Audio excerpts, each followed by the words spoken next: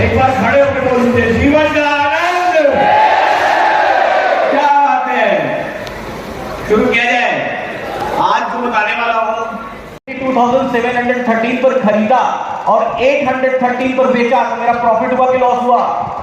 Profit हुआ। Clear है सबको ये बात?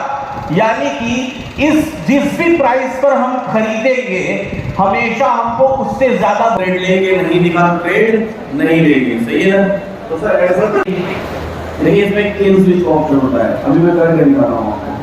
देख लीजिए सब लोग, सर्च मत करिए, देख लीजिए सब लोग। ये देखिए यहाँ से गए होम बटन पर, यहाँ से गए प्रोफाइल में, यहाँ बटन पर गए, कहाँ पर? ऊपर, सबसे ऊपर। ये देखिए इधर देखिए, उधर स्क्रीन में देखिए अपने, ये देखिए ऊपर में देखिए उस स्विच है, बस इस पर क्लिक किया, F&O निफ्टी सब किया और नीचे डिसेबल पर क्लिक किया और यस कंट्रोल किया और हो गया, कर दिया।